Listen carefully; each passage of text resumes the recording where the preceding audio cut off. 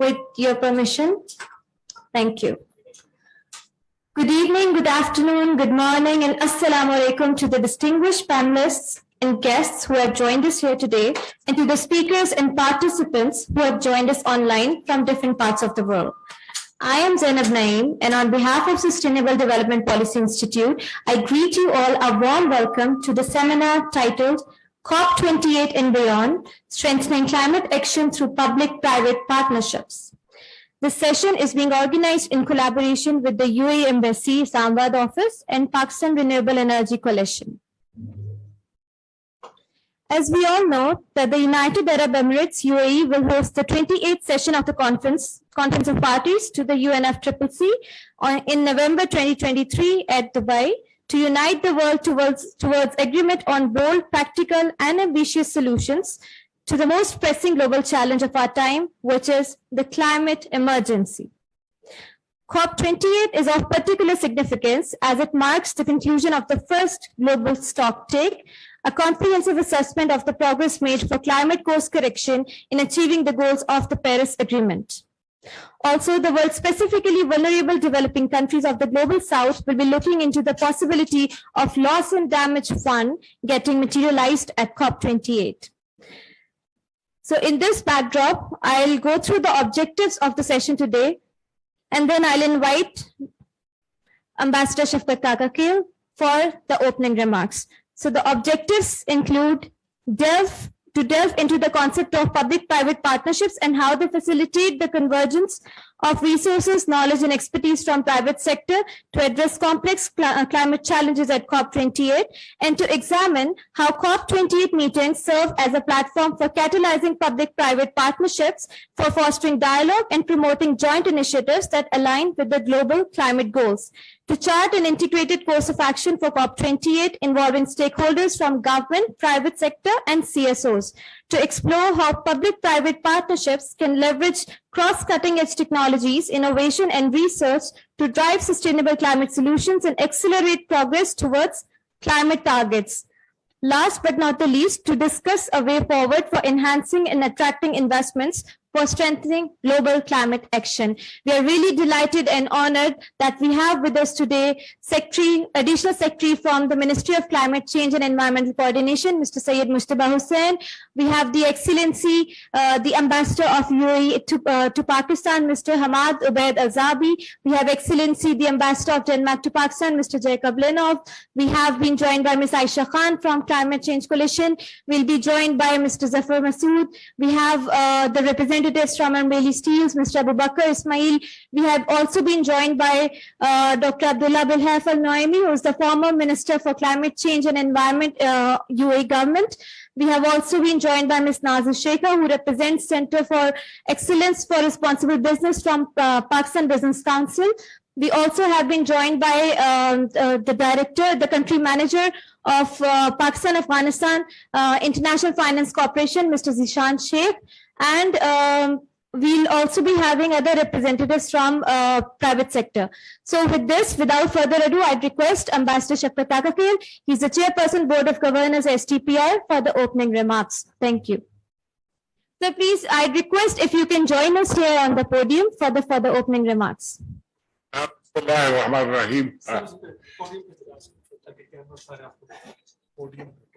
if you can join us here at the podium.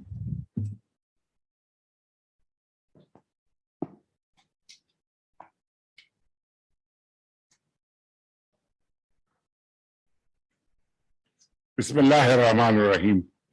Dear friends, it's a great pleasure for me to make opening remarks at this meeting on private-public partnerships for climate action convened by the Sustainable Development Policy Institute with reference to, of course, the forthcoming 28th annual conference or COP28.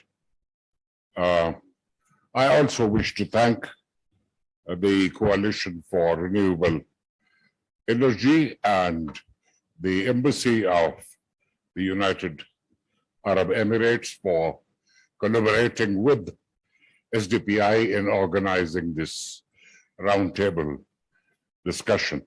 As far as I know, and I may not know everything, this is the first meeting in the run-up to the 28th Climate Summit or COP28, and I hope it will not be the last one. Pakistan must cooperate, must play a meaningful role in the preparatory process, in the preparations for the forthcoming COP28. The forthcoming climate summit in Dubai, COP28, is destined to be one of the most important annual climate conferences. And there are a number of reasons, and but I'm glad to acknowledge the fact that UAE is not a newcomer to the concept of environmental protection or sustainable development or climate change. I remember in 2005, when I was the Deputy Executive Director of the United Nations Environment Program, UAE hosted the special session of the Governing Council of UNEP. It was a bit of a tricky issue because we had to invite Israel for the meeting, since it is a member of the UN. And I made a special journey from Nairobi to Abu Dhabi and Dubai to explain to the UAE officials why we could not organize the global meeting unless Israel was invited. Now, of course, that is not an issue. But apart from the UNEP special session, UAE has also been holding very, very impressive industrial, climate change, climate-friendly expositions, and which have played a tremendous role in popularizing some of the sustainable energy products and goods.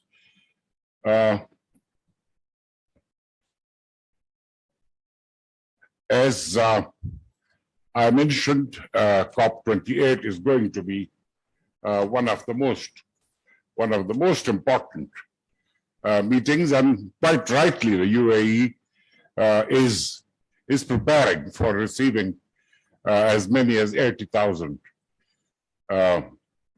participants, comprising government representatives, non-governmental civil society, and the business community for COP28. The main items on the agenda are number one, and that is number one for Pakistan, since it played a huge role in COP27. The first is the question of the operationalization of the loss and damage fund, and the decision was taken in COP27 in Sharm el-Sheikh. The second, which is an extremely exciting and an extremely challenging topic, is the global stocktake. That is an intergovernmentally negotiated record or acknowledgement of the successes that we have achieved since the Paris Agreement of 2015, the gaps in achievement and the factors, and for the gaps, if we acknowledge the gaps and how the gaps can be plugged through consulted actions at national, regional, and international levels. And there's also the question of a global system of early warning, which is going to be designed by the United Nations institutions like the global, the meteorological organization and others, to ensure that the international community, that everybody, whether in rich or poor countries, big or small, have sufficient time warning when a climate induced disaster is likely to visit. There's also the perennial question of climate finance. And in climate finance, we will not only be discussing how the developed countries can fulfill their commitment of $100 billion a year for the Global Green Climate Fund, but also a new and hopefully higher financial goal that is higher than 100 billion annually. And there's also from Sharm el-Sheikh, we will be discussing, and I think this is the topic that this meeting is focusing on, is how we can transition towards a green and renewable energy-centered future for our planet. As you all know, those of us who have been following the global events, both 2022 and 23, have seen a huge uptick, an enormous increase in the number of extreme weather events linked directly to the impacts of climate change in all parts of the world. There was no region or area on this planet that has been spared the ravages of either heat waves or extreme heavy rains or long periods of drought. So there has been this this very grim backdrop to COP28, and there are also in realization of the growing climate change related extreme events, all the regions are taking part in preparing for the Dubai summit. We had the African Climate Summit, which was attended at a very high level by the hosts of COP28 in Nairobi.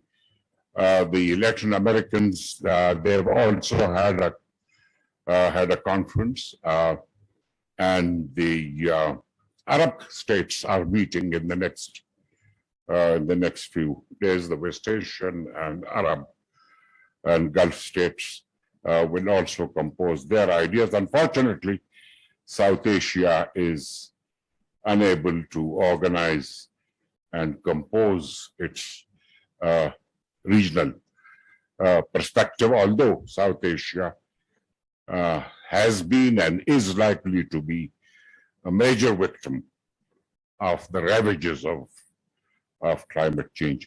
Now, in this, I mentioned there is this gloomy and grim picture, but there is a ray of hope.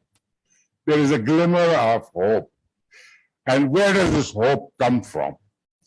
Exactly 7 days ago, on the 12th of September, Fateh Birol, the head of the International Energy Agency, published an article in the Financial Times in which he predicted, based on the findings of the flagship publication of his of his agency, which is called the Global Energy Outlook. And he predicted that looking at the current trends, we are likely to see within this decade the peaking of the use of fossil fuels, each one of the three major fossil fuels. They are likely to peak. And somewhere during this decade, and that will, of course, also trigger the beginning of an era of the use of renewable energy. So I understand that is exactly the topic that you are going to discuss with reference to public-private partnership. As far as public-private partnership is concerned, there are fundamentally two reasons. One is the fundamental redefinition of the role of state. In the past, the state did both the normative work, rule and policy making, and the implementation. But now there is a division of labor. The government decides on what needs to be done, and the private sector delivers that. So that is exactly what provides the rationale, the raison d'etre for public-private partnership. And I hope that the stakeholders in this country will be able to agree on measures. There is so much that the government needs to do.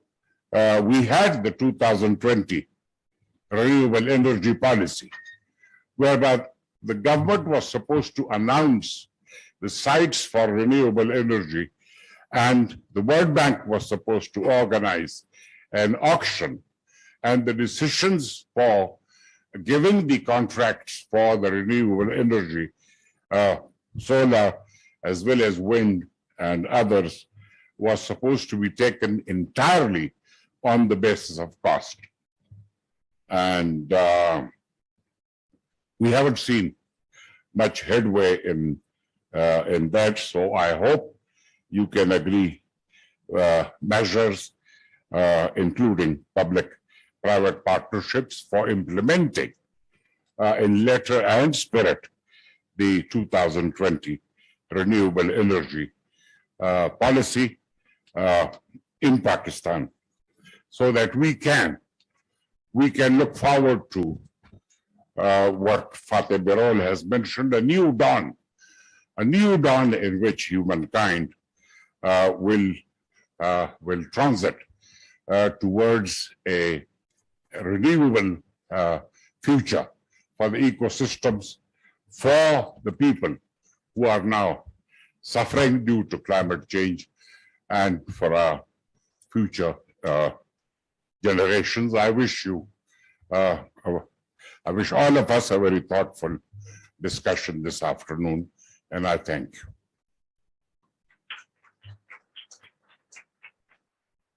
Thank you very much, sir, for very comprehensively explaining the entire COP28 process and what we are expecting from COP28. So now I'd request Dr. Abid Suleri, Executive Director, STPI, for the scene setting remarks. Thank you.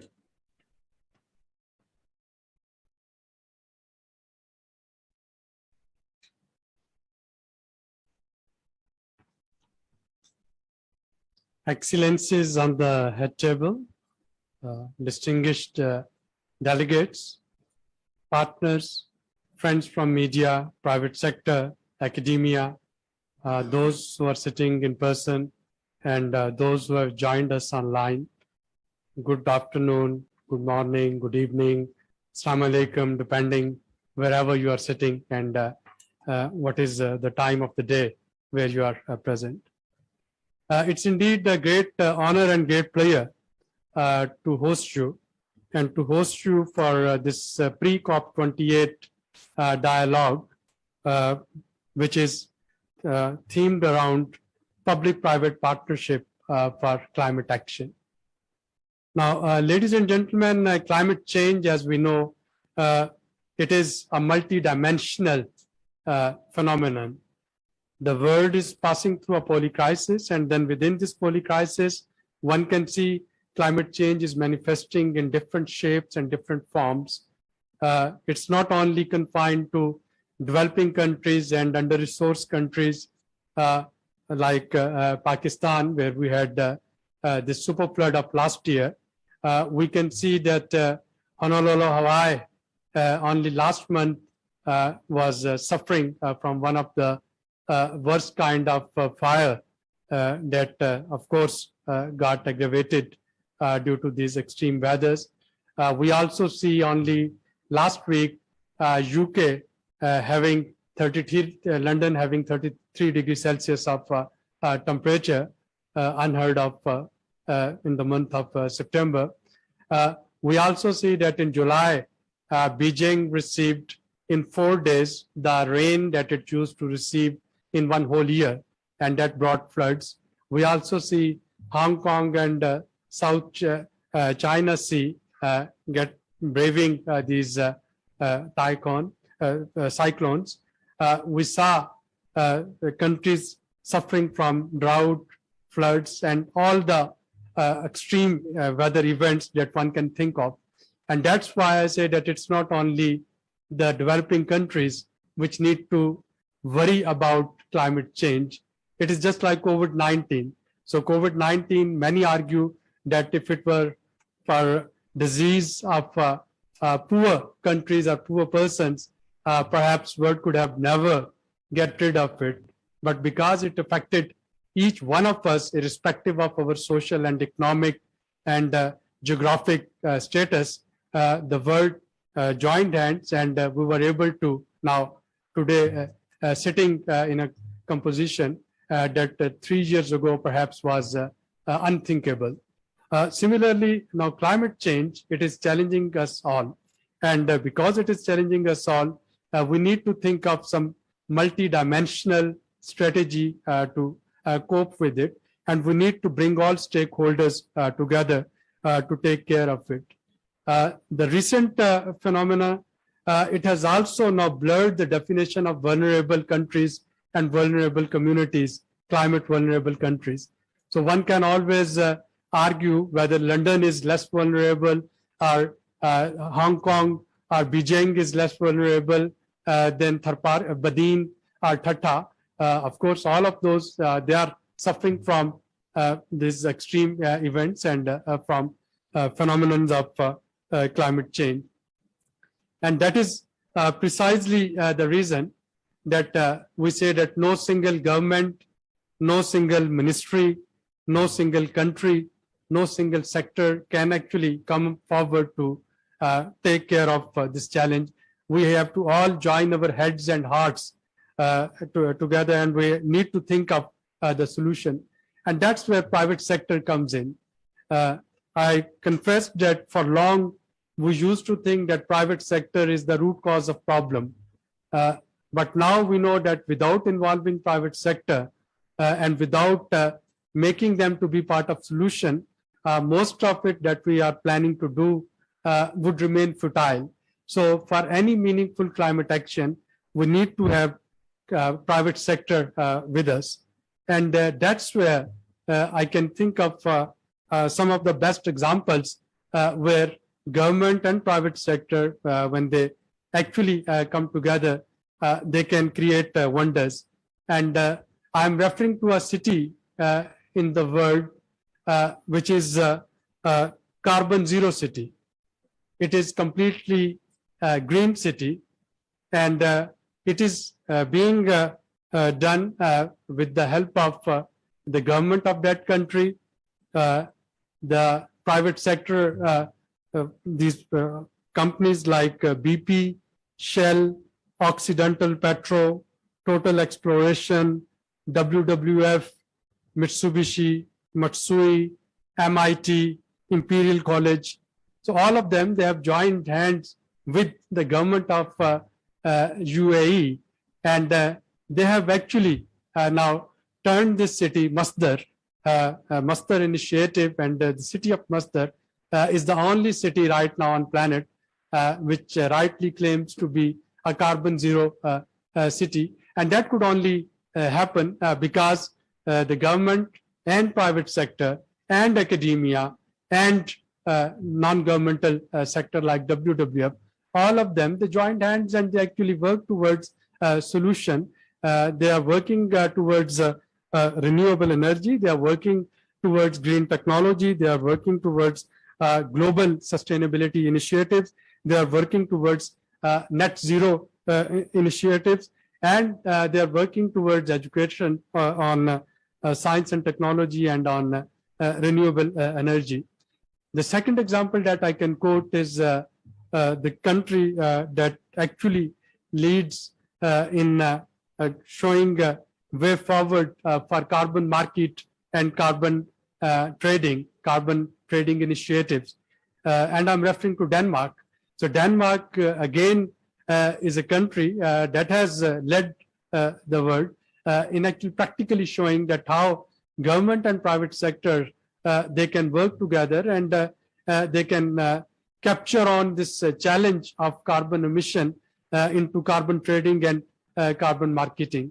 And that is precisely the reason that we invited both the excellencies, the ambassador of Denmark to Pakistan and ambassador of UAE to Pakistan, and of course the host country for COP28 to join us today to grace this event and to share that how a country like Pakistan, where we have huge challenges of carbon emission, climate change, and weather extremes, how can we actually turn them into opportunities utilizing the public-private partnership model. I'm also thankful to the president of Bank of Punjab, who is here, Mr. Zafar Masood, because it's not only the private sector, we also need to think of innovative financing, and the financial institutes, both national and regional and international, their support would be equally important if we have to think of public-private partnership for any meaningful climate action. And I should also acknowledge, along with the presence of all the knowledgeable delegates here, the CEO of National Disaster Risk Management Fund, NDRMF, Mr. Bilal Anwar. So, and again, I'm just trying to collate some pieces of jigsaw puzzle to complete the broader picture. And the broader picture is that we need to embark upon this challenge, turn it into opportunity, and we can only do it if these pieces of jigsaw puzzle and the experts like yourself, the eminent experts who are present here, we can join heads and hearts, and we can work together. And I hope that if we could continue collaborating, we can turn COP28 into a meaningful activity, not a fun fair that happens every year, but a meaningful activity where the goal of just energy transition, at least that can be thought upon. I know for countries like Pakistan, it may be extremely difficult to switch to clean and green fuel overnight. UAE can do it overnight. If you like, you can simply ban fossil fuel and you have enough resources to actually switch to green and clean energy. Denmark can do it overnight. Denmark is already, the share of renewable energy is extremely high. But the developing countries, for them to transit to clean and green energy, we need time, we need capacity building, we need hand holding, and we need resources. And for me, if I have to see any positive output from COP28, that would be just energy transition, whereby developed and developing countries, they can join hand and they can try to contain this menace that whole of the world is facing today. Thank you very much, Excellencies, for joining. Thank you very much, Dr. Soleri. And indeed, collaboration is the key to strengthening climate action. And countries like Pakistan, who are already going through a lot, we need to work on the Leave No One Behind agenda. With this, I'd now request Mr. Syed Mustafa Hussain, Senior Joint Secretary, Ministry of Climate Change, Senior Additional Secretary, Ministry of Climate Change and Environmental Coordination, to please represent the stance of the ministry and also to discuss what should be the way forward for COP28. Thank you.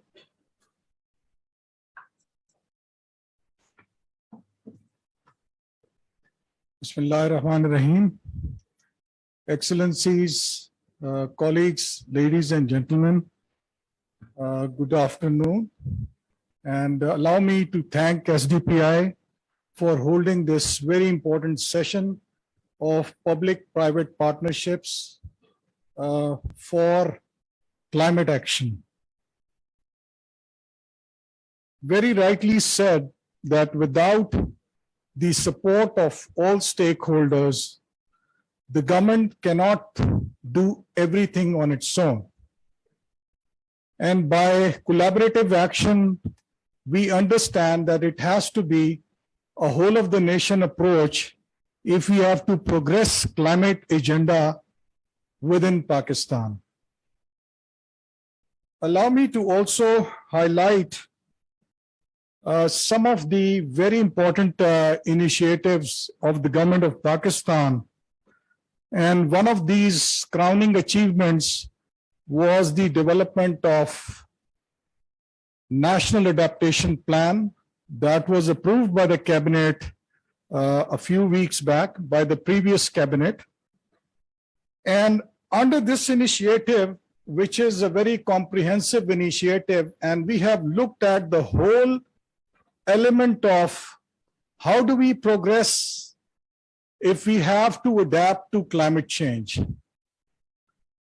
We have seen all the cross-sectoral initiatives under this plan of action, whereby we have looked at the interface between water and agriculture sector. Agriculture being the backbone of Pakistan, where the majority of the population is involved.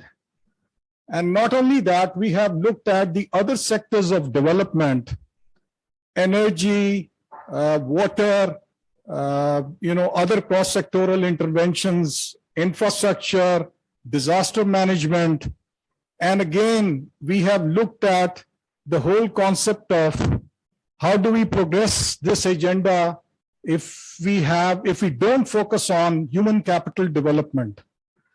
So in this approach, it was a collective sort of approach, and we will be going to the next element of it, whereby we have to translate this plan of action into concrete projects. And mind you, Pakistan is so far has not been able to tap the level of climate finance that as a country of more than 240 million people, we should have been. Reason being, and this is not some rocket science, it is known to all of us, that Pakistan has so far not been able to formulate what we call bankable concrete projects that we can access the whole element of climate finance or the broad element of climate finance. So many different avenues available, green climate finance being one, global environment facilities the other, but there are other avenues as well, such as the special climate change fund, the climate investment funds, and you name it. And now the private sector is also very key stakeholders in the whole process. And unless and until we involve them in developing and designing bankable, innovative projects, we would not be able to achieve our objective. While we are committed to taking comprehensive action on climate adaptation, we recognize that, as I said, collaboration is absolutely essential. Public-private partnerships are central to our efforts. These partnerships bring together resources, expertise, and innovation from the private sector to address complex climate challenges. We have been engaging stakeholders from private sector and civil society, and one of the demonstration of this collaboration is the Recharge Pakistan project, which was another accomplishment of the Ministry of Climate Change in close coordination with the non-governmental sector, the project proponent being the World Wildlife Fund. As you all know, that the GCF board has approved 66 million grant support to Pakistan for Recharge Pakistan project, a project that aims to increase Pakistan's resilience to climate change by improving water systems and investing in green infrastructure. This 77.8 million partnership is the largest ever investment in an ecosystem-based approach to climate resilience in Pakistan. The project has been supported by the collaboration from the private sector, civil society organizations, and development partners. Other investment project is the Living in This initiative with a focus on climate resilient development. Since this is considered the age of development, so this project aims to develop the country's capacity to use the information it needs to adapt to the impacts of climate change on agriculture and water management by putting in place state-of-the-art technology. And again, private sector collaboration would be absolutely essential for the success of this project. Ladies and gentlemen, COP28 is pivotal as it concludes the first global stocktake, as already highlighted by Shafkat Kaka Khel Sahib, assessing our progress towards the goals of Paris Agreement. It is crucial that we commit to bold, practical, and ambitious solutions in light of this assessment.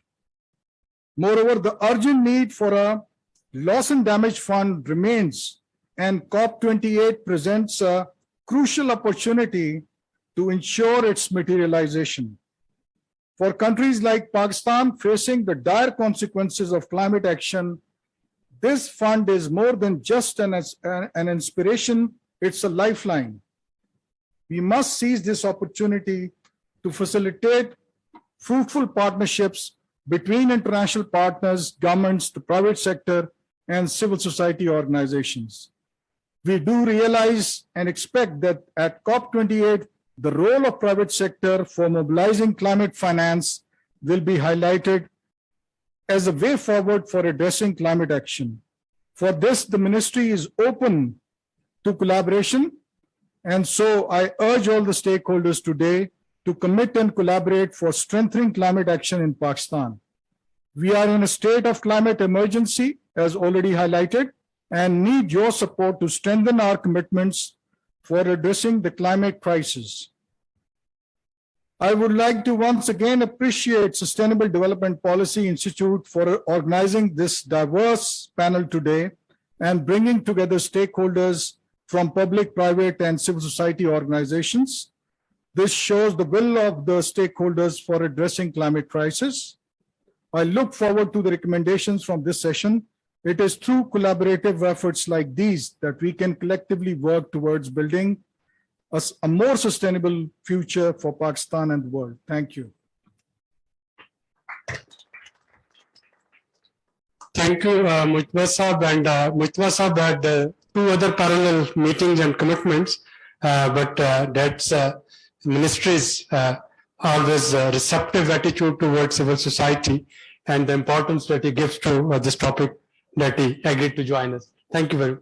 Thank you very much. I now request the chief guest, His Excellency Hamad Ubaid Al-Zabi, Ambassador of UAE to Pakistan, for his remarks. And after that, I'd be requesting His Excellency Jacob Lenoff, Ambassador of Denmark, so that we have the perspective from the COP presidency and from the UAE government, and then we have the perspective of the global north. How do they see the position at COP28? Thank you. Your Excellency, please.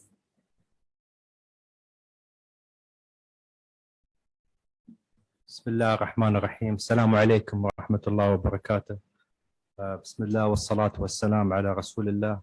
First of all, I would like to thank you all for inviting me this afternoon for this really important seminar.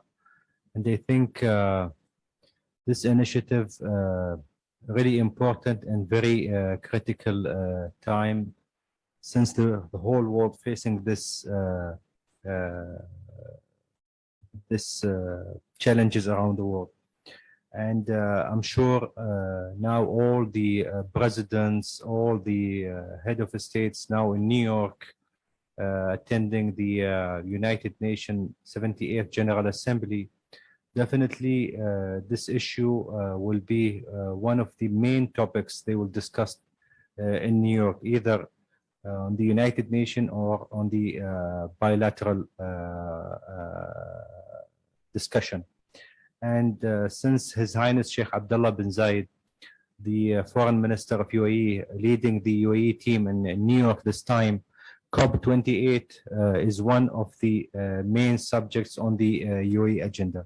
So it's a great honor for me to stand before you today and this designated gathering organized by the Sustainable Development Policy Institute in Pakistan. And I extend my heartfelt gratitude to the SDBI for inviting me for this important seminar on a subject COP28 and beyond, strengthening climate action through public-private partnership.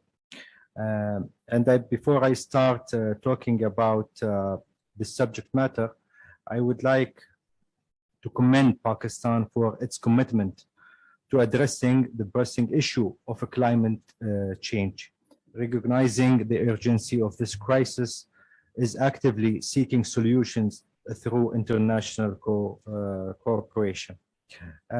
As the United Arab Emirates prepares to host the 28th conference of the parties, COP28, in Dubai Expo from 30th November to 12 December 2023, we are actually aware of the responsibility that comes with this whole.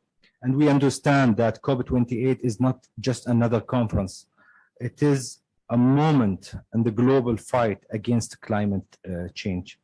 The UAE considers the COP28 as a milestone opportunity for the world to come together, course correct, and drive progress toward keeping 1.5C within reach so we can meet the goals and ambitions of Paris Climate Agreement alive.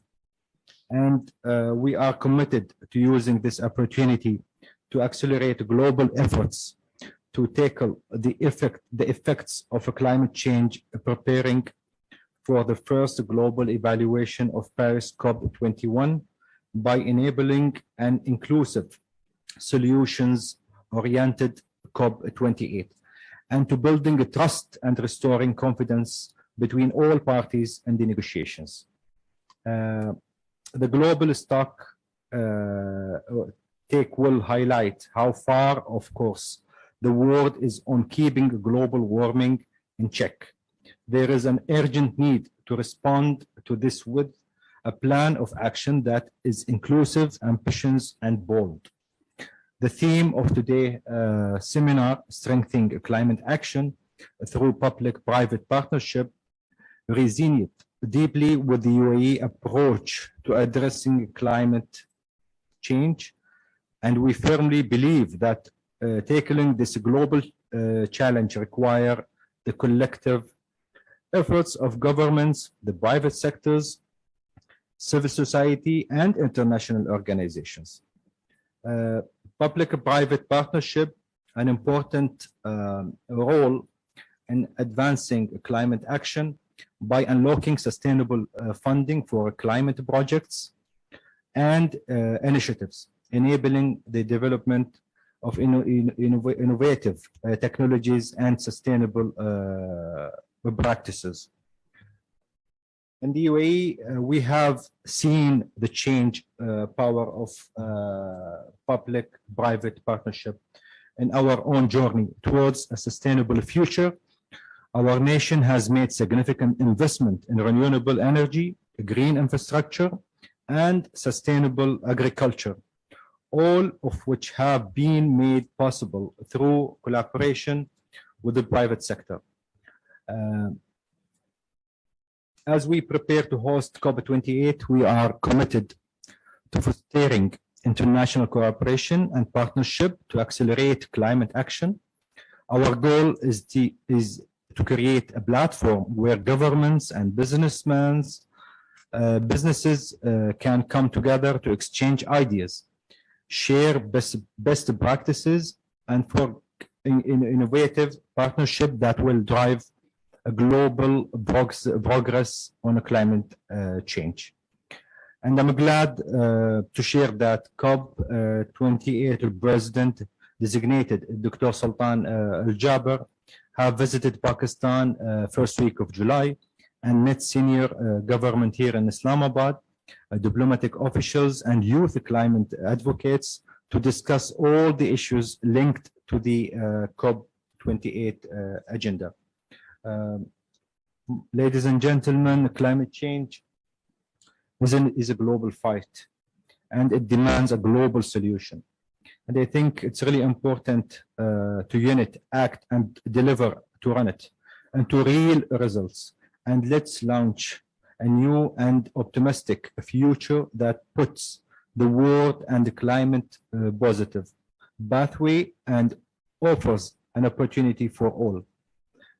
Let us work together with a sense of urgency to build a world that is more resilient, sustainable for all of us. Finally, I thank you all and the SDBI for the seminar and for your discussion and advancing climate action. Thank you very much all.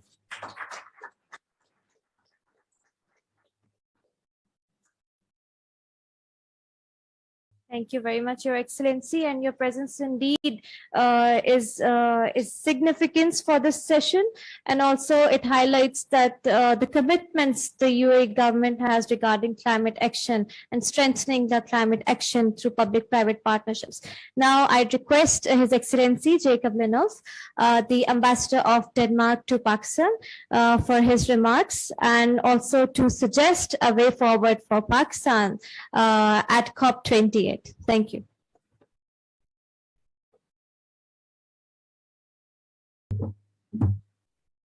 Good afternoon. You know, this is a kind of a favorite theme for me. Representing Denmark, I hope when you hear the word Denmark, there'll be some flashes up there. Think about clean water, renewable energy efficiency. Because that's really what Denmark stands for. So I love talking about this. I also love joining events organized by SDPI. I think you always put the right themes on the agenda. You always manage to get the right people on board. You're very skilled at that. And I'm very happy that you have also decided to work with Denmark on climate change issues here in Pakistan. So thank you for all you're doing.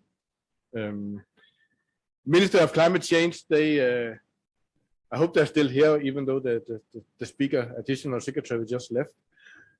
But I hope you are all aware that Pakistan last year at the COP27 were the leader of what we call the Global South, the G77, including China. And Pakistan did a fantastic job. Pakistan is one of the main reasons why we at this year's COP will discuss the design and the formalities of the loss and damages fund. It was because of the very persistent negotiation and basically fight by the Pakistani delegation. So I think you can all be very proud of the job that your government did for you and did for the world actually last year. And this year we go to UAE, very important conference. Denmark hosted COP15. It's quite some years ago, but I still remember it like it was yesterday. It's an enormous task to host a COP, but I know you are very well prepared for it, and also from the Danish side, we very much look forward to seeing the outcome, participating, of course, in reaching a, ambitious outcome of the COP28.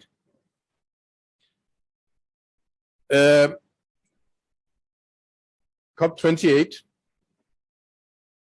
is a very, very big thing in Denmark. Not only the COP28, but all the COPs.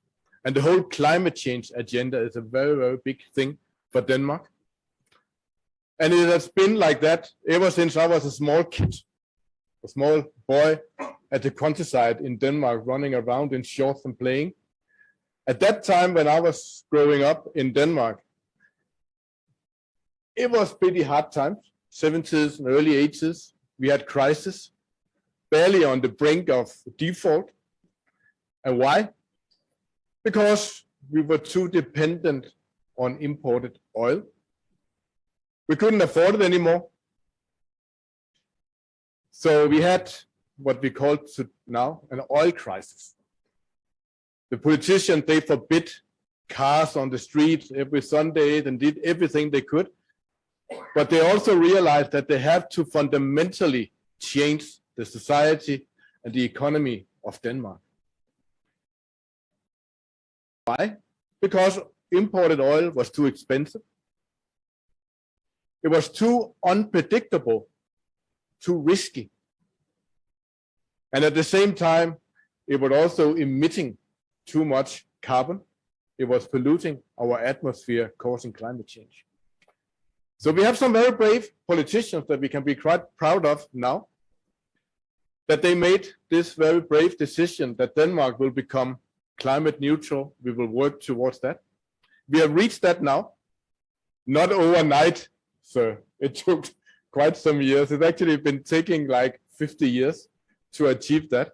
We will be fully climate neutral. Well, the official target is 2050. I hope we will be able to reach it already in 45. We are on track for that. It's very, very complicated. There are so many things, private partnerships, new technologies, all these things that need to work together. And in Denmark, we are only 5.5 million people. So compare that to Pakistan being 240 million people, and a very, very diverse country makes this challenge huge. But you can't do it, Pakistan, because you have all the resources. You have one of the best resources for wind in the world. The wind corridors in Sindh and Balochistan compared to no one. Of course, obviously, you have sun. You can produce solar energy, basically unlimited. And you have hydropower available as well. So you have it all to go green if you dare take the right decisions, which is not necessarily that easy as it sounds. But we are here to work with Pakistan. We do all we can, being a small country. But all the experiences that we have through 50 years of green transformation of Denmark, we will put into play, and we are putting into play here in Pakistan. We also put them into play at the international climate negotiations at the annual COPs. We are very ambitious on all levels when it comes to climate adaptation. We know that climate change is here already. We cannot just build wind turbines and see the change happening in 20 or 30 years from now. We need to respond as well to the climate change happening. So climate adaptation is very, very important. And we have seen this new climate adaptation strategy of Pakistan, which is also very impressive. Emissions reductions, of course. We work very closely, our Danish Energy Agency and Minister of Climate and Energy works very closely with our counterparts here in Pakistan to try to see how we can integrate more renewable energy into the energy mix of Pakistan. We try to promote investments as well. We have the technologies, we will be happy to bring them on a larger scale to Pakistan. Pakistan needs to be a little bit more open, a little bit more conducive for foreign investments. I hope we will see a change, a positive change coming in the years to come. Business, the trade between Denmark and Pakistan when it comes to climate technologies and energy efficient technologies is expanding and expanding, even though it is difficult times as well. But we are very happy to see positive trade figures on that. COP28, climate finance. You have a very important task to lead the negotiations on that. Denmark is all behind Pakistan when it comes to laws and finance. We were one of the very first countries to also commit funds for loss and damage under the international UN umbrella. And we would be able to do more of that. And we fully support Pakistan on the importance of that.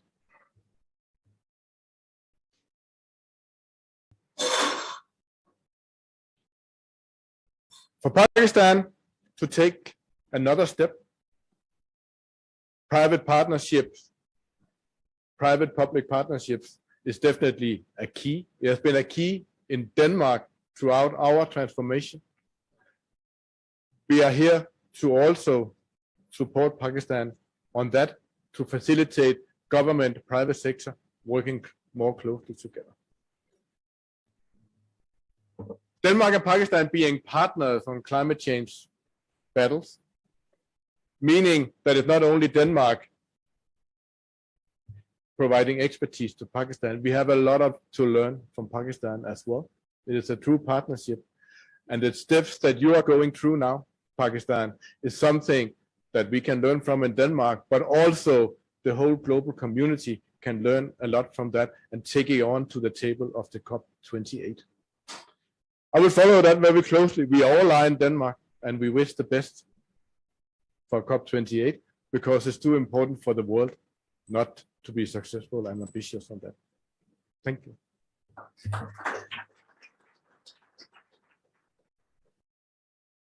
Thank you, Your Excellency, for sharing the story of Denmark's commitments and the transformation towards clean energy transition. So today, as one of the partners for the seminar is Pakistan Renewable Energy Coalition, they have developed a short presentation that would be reflecting the stance that Pakistan Renewable Energy Coalition has to showcase for the next COP28 and how Pakistan can achieve its NDC's targets. So I'd request Mustafa, who is representing Pakistan Renewable Energy Coalition and is from Renewables First, to please join us here at the podium and represent the stance. Over to you.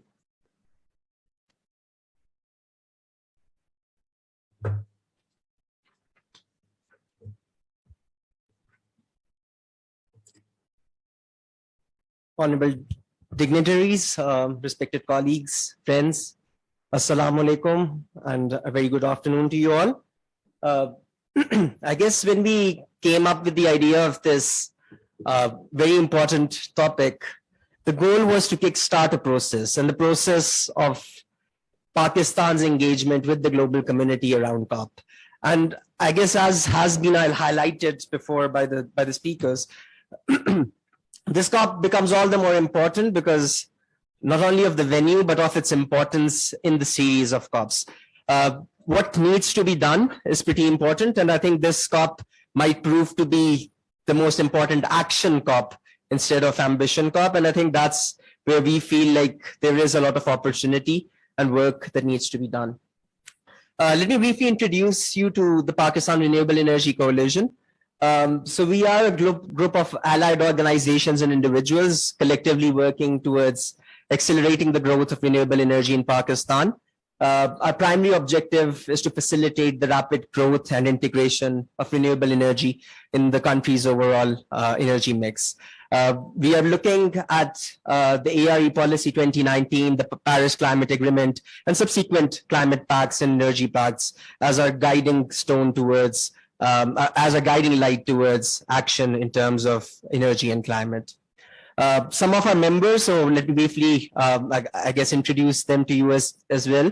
STPI, Renewables First, Policy Research Institute on Equitable Development, Pride, the Knowledge Forum, Indus Consortium, IDSP, NAST USPK. So we are representing a lot of different organizations, including civil society, including research and policy think tanks, including academia as well. And it's a pleasure to, work on this issue, which is, I guess, very important, not only for the global community, but also for Pakistan.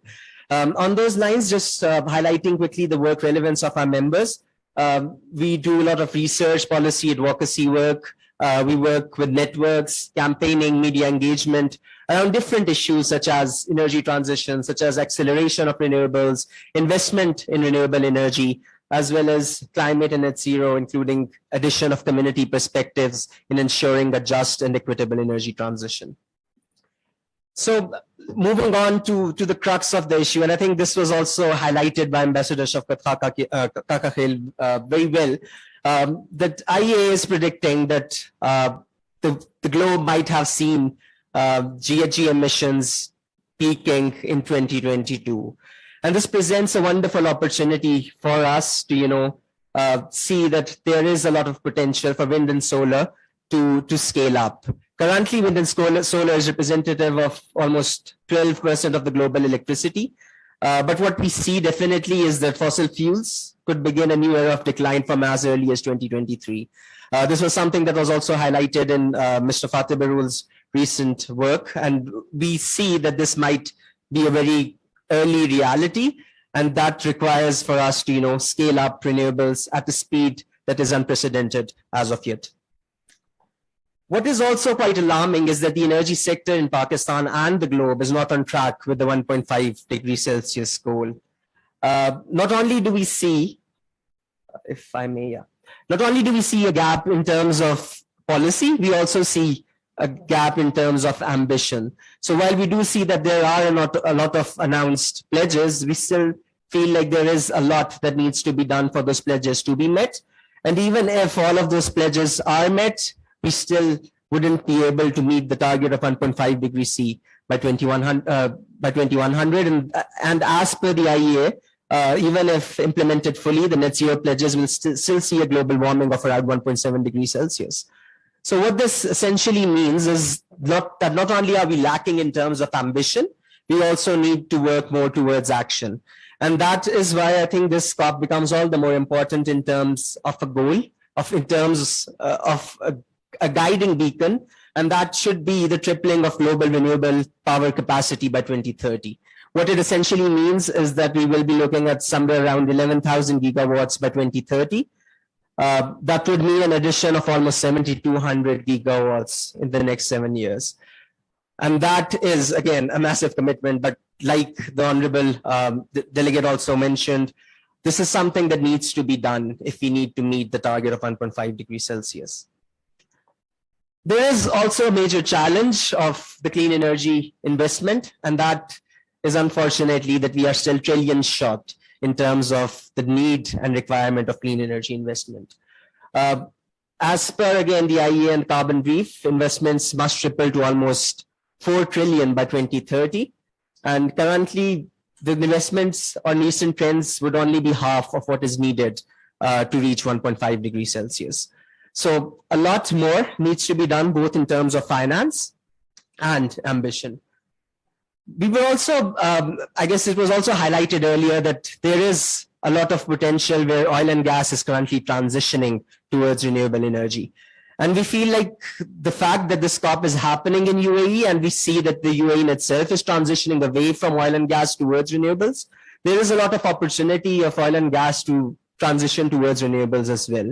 I just wanted to highlight that while clean energy investments in oil and gas companies, by oil and gas companies, have doubled in the last year to almost 20 billion US dollars, it's still only about 0.5% of their net income. And there is a massive opportunity and a massive gap that could be fulfilled by these very private companies and organizations.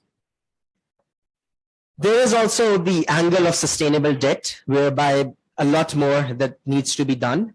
Labeled sustainable debt issuances fell in 2022, But there is, again, a lot of potential in terms of green bonds, green loans, sustainability bonds, as well as sustainability linked debt, and would prove to be a massive opportunity going forward for developing countries and underdeveloped to accelerate their energy transitions.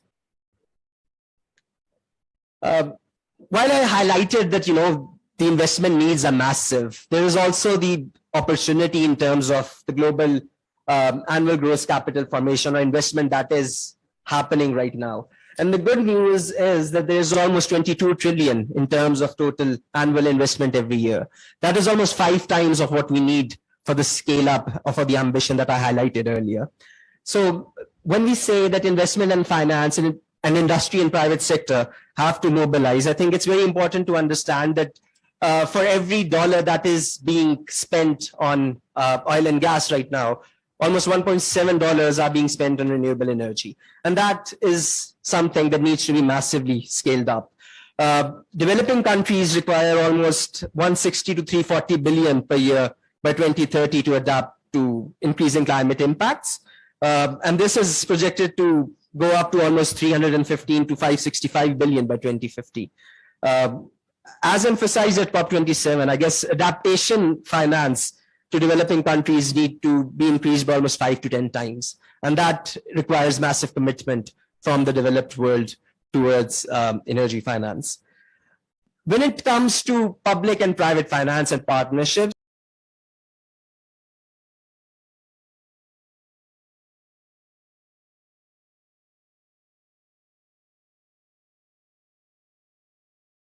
I think the key takeaway when it comes to climate adaptation, that perhaps there is no money in it, perhaps there are a lot of information asymmetries, there are knowledge gaps, the investment horizon is too large, the project size is too big for private companies to tap into it. But having this COP at UAE might prove to be the breakthrough for private investment to flow into this. Climate impacts are almost putting up almost 1 trillion at risk over the next 5 years for the world's 215 biggest firms. So the challenge isn't just only for the general public and governments, it's also for private companies and private firms. One way to address this is to de-risk investments, I guess, for private sector through blended finance, through risk tolerant capital. We have examples of GCF putting in loss equities into different projects. We have examples of different mechanisms, including the Global Fund for Coral Reefs, where we saw a lot of different private finance being mobilized by managing the risk through public and multilateral and bilateral funds being mobilized. So there is a lot of opportunity, both in terms of what needs to be done, and I think this COP should be the one where we talk about the mechanisms of loss and damage. Pakistan, as rightly pointed out, was pivotal to the process of the loss and damage fund being approved last year. But this year, there is a renowned focus and there is a need to mobilize this. The mechanics to not only avert, minimize, and address loss and damage, but also at the different levels of where it needs to come in and how the funding will be mobilized. Last but not the least, I also wanted to highlight that there is no energy transition without communities and without people at the center of it. This metric I really wanted to highlight, that the difference between the per capita electricity consumption varies more than almost 100-fold across the world. And energy access is strongly related to power income, where poorer households are more likely to lack access. So this metric kind of highlights why any energy transition will need to have people at its center. And I believe COP28 should be no different. It presents an excellent opportunity at keeping people at the center of the process and making them the key element that brings it all together. And I hope and pray and we wish, as the Pakistan Renewable Energy Coalition, that this COP becomes the COP of action, and we hope that we can continue engaging with you all present here today. Thank you so much. Thank you very much, Mustafa, for highlighting the need where and the gaps that exist and how we can improve the investments and what is the opportunity that we have at COP28. So with this, I'd now start the panel discussion, and I'd request the panelists to remain seated, and if they would like to have something, if they would like to come in here on the podium for discussion, they're also welcome. So I'd start with Ms. Aisha Khan. Ms. Aisha Khan, last year before COP27, I remember there was the same kind of despair, and people were not much convinced that regarding loss and anything about loss and damage that might get established at COP. However, because of Pakistan's diplomatic efforts, as mentioned and highlighted by the dignitaries, we were able to establish the Loss and Damage Fund. So from you, I would like to request that please, if you can highlight, what do you see at COP28, whether L&D will get established? If not L&D, then where is the opportunity that can be, utilized by the countries like Pakistan? Over to you, Ma'am Aisha. Thank you very much. Great pleasure for me to be here in such distinguished company, Excellency, and Dr. Abid Suleri and other distinguished guests. You've asked a very important question, because I think the former speakers before me have all referred to loss and damage as a major achievement, breakthrough moment for Pakistan. But I look at COP28 through a slightly different lens. I'm looking at it as a shift in the pivot from Paris to Dubai now, because Paris was all about setting up an agenda of solutions. It was talking about the nuts and bolts, the Paris rule book, and how to take the process forward. But from Dubai onwards, we're going to be looking at it through the lens of the stock take. So we're going to see what are the key areas and what are the key challenges that the world faces right now. And we have to focus on three major things. One, of course, is the global financial architecture. The second one is the doubling of the adaptation fund. And the third one, of course, is loss and damage. So what Dubai can do, and the COP presidency, of course, plays a very important role in steering this agenda forward. I think what it can do is to perhaps put in enough into the loss and damage fund as a sort of setting the stage for others to follow, so that the fund gets to move, and then it can also facilitate the discussions that can agree on the trigger points for disbursement. I think these are the two obstacles right now. The fund is there, but there's not enough funding to go into it. As for the adaptation, doubling adaptation finance, that's going to be critically important. The 100 billion figure that the world had agreed on through the global north is not sufficient anymore. Right now, if we look at the need, it's almost like 1 trillion annually. So that mobilization has to come through. And the global financial architecture, I think the COP presidency can also play an important role to shift it from the Bretton Woods to the Bridgetown agenda, because essentially what we're looking at is a major shift in the global financial architecture. And if these three things happen, then at least we are moving towards a safer zone rather than heading towards a precipice, because this is almost like the last opportunity we have before the next stock take in 2028 to set the course right and come within the safe zone of 1.5. If you remember, in Paris, the ambition was 1.5, but the agreement was on 2 degrees. But by then, the 6th assessment report had not come out. So given all these factors, it makes this COP extremely important to steer the course and to give the right direction for the next 5 years, because if we don't fall back into the safe zone, then we are headed for big trouble. And that is where my last word on the public-private finance, that public finance alone does not have the capacity to provide all the resources that are needed. If you look at the profit of the oil and gas industry, for example, in the last 50 years, it has made close to 1 trillion annually. So if it starts pumping back for the next maybe 8 years, 10 years, till 2030, 50%, 25, 30% of that profit back into adaptation or mitigation, there's a fair chance that we can have some transformative impact. So blended finance and public-private partnerships are going to be the key drivers of success for the COP. Thank you. Thank you for the stance, and indeed it is going to be from Paris to Dubai, and this is the last opportunity that we have, and this has been evidently mentioned by Ms. Aisha Khan, that what should be our course correction for COP28.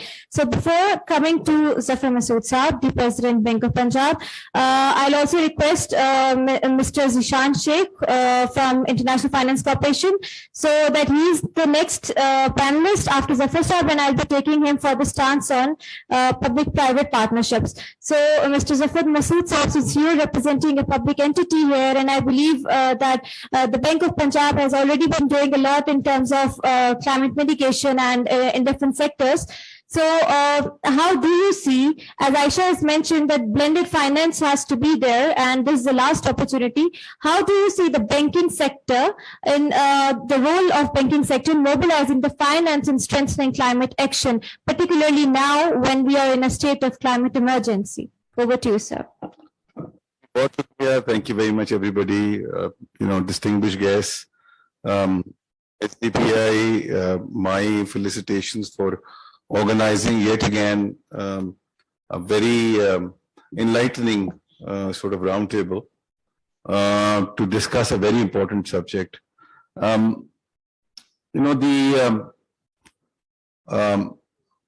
The climate agenda is so enormous and global that it requires inclusivity, it requires collaboration. And when we talk about public-private partnership, we're actually talking about that inclusivity and collaboration. It's not just the public sector or the private sector who has to work together, as rightly pointed out by the speakers earlier than myself, that it's the civil society from where this buy-in has to come through. And that is the starting point. In case of Pakistan, further complication is that it has to be different governments. So provincial governments as well as federal governments, all of them have to work together. So civil society, private sector, government, and the different parts of the government, they all have to join hands and work together to meet the ambitious agenda that was earlier, pointed out. I'm very glad that that Dubai has been chosen for COP28. The other reasons or the transition from Paris to UAE has already been highlighted. But as far as I'm concerned, GCC is probably the most liquid in terms of investment opportunities region available across the globe. Everybody is kind of squeezed as far as the funding is concerned. But GCC is one area which seems to be in a different zone altogether. And the funding there could be made available for this global larger agenda of climate change.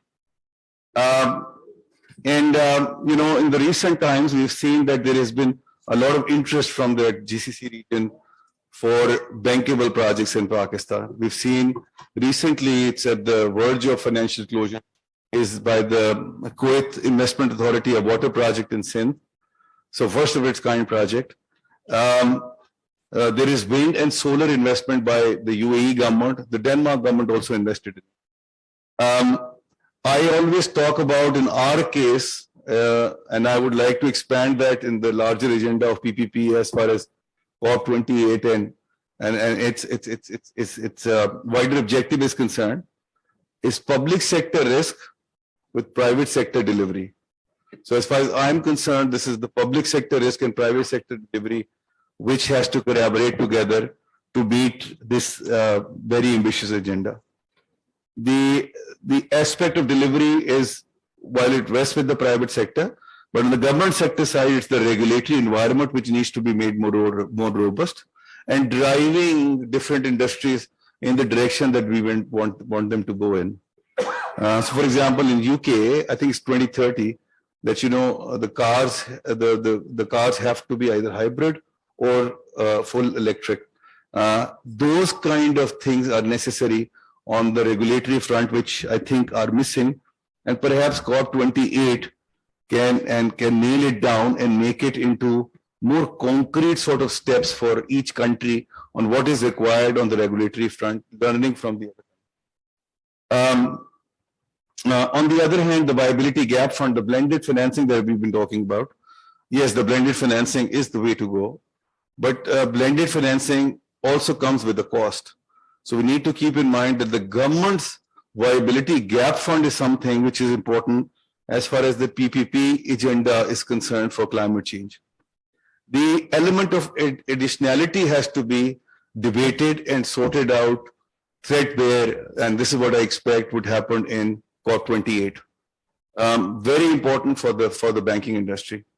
It is the operating framework has to be made so profitable and attractive for the private sector to participate in it. And then additionality could come through, carbon offsets or carbon credit, as they call it. Right now in Pakistan, for example, the amount is very small, but this is a big opportunity, and we must capitalize on it going into the future. I was recently looking at some numbers, and the Timberland Fund by JP Morgan has committed $500 million. We have seen HSBC actually setting up trading desks to do this business, and I think the institution in Pakistan needs to do the same. The good news, Dr. Saab, is that State Bank of Pakistan has come out with the green financing framework, which has to be implemented in the next 3 years. And that framework not only requires the banks to be climately compliant, but they have to encourage and make sure that their customers follow the same guidelines. To be honest, and the kind of quagmire that we are in right now on the external account side, the most promising, and I'm very happy that Zishan is also here because I know that he also talks about this. The most important thing for us to take care of our external financing funding requirement is rest in the climate financing. So while, Mushtaba Saab talked about the lack of bankable projects, but perhaps with the entities like IFC, World Bank, and ourselves, we'll be happy to work together to make the projects more bankable and then go out and raise the funding to meet our external account challenges. Seems like the most promisable option available to us to meet our external requirements. I just want to share a couple of things with you. One is that, according to the World Bank, Pakistan has the potential to attract $100 billion of investments in climate, compliant projects. So we need to figure out what those opportunities, how those opportunities have been dimensioned, and how the private sector can work with World Bank in making sure that we'll be able to harness that investment into Pakistan. And the banks will obviously play a major role. So 3 banks which have already listed themselves with the green fund commitment to Pakistan is Habib Bank, Bank of Punjab, JS Bank so far. And we would like more banks to come through in this as well. Lastly, I just want to highlight one fact that, look, the role of private sector is there, but the public sector role in all those areas which are novel, which are relatively uncharted, the government has to go a step further and play a role there. In terms of providing actual funding as well. And in case of Pakistan, and I'm hoping that, in COP28, we'll be able to get some kind of commitment from the other donors also, and particularly from the cash-rich GCC, is on the startup and the venture capital. Just to share with you, I'm sure most of you would know that Tesla came into existence as a consequence of a venture capital set up by the government of the United States of America. So we need, and these are the success stories. I would also like the success stories to be presented at COP28 from these kind of projects and more bankable projects, which has been done, for example, in Denmark and rest of the world. And that would be an inspiration and source of, a template for the countries like ourselves to embark and achieve our targets for climate change. Thank you. Thank you very much, Zafar Saab. And indeed, it's an open invitation to all the stakeholders that the Bank of Punjab has highlighted. They're open to collaboration and they're open to having these kind of discussions, how public-private partnership gaps can be addressed. And also at STPI, we are working on a brief on the public-private partnership role for the climate action. And we'll be inviting the recommendations from all of the stakeholders who have joined us here so that we can share the recommendations, and we'll be presenting those during our annual conference in November from 21st to 23rd November, that is 26th Sustainable Development Conference. With this, I now request our next distinguished speaker, Mr. Zishan Sheikh, who is the country manager for Pakistan Afghanistan at International Finance Corporation.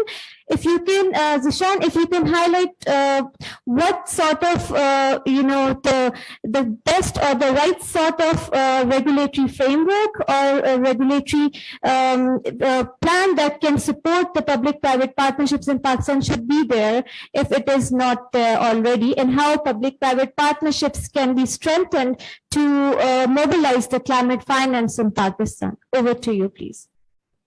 Thank you very much. I hope you can hear me okay. It's a pleasure for me to be part of this conversation.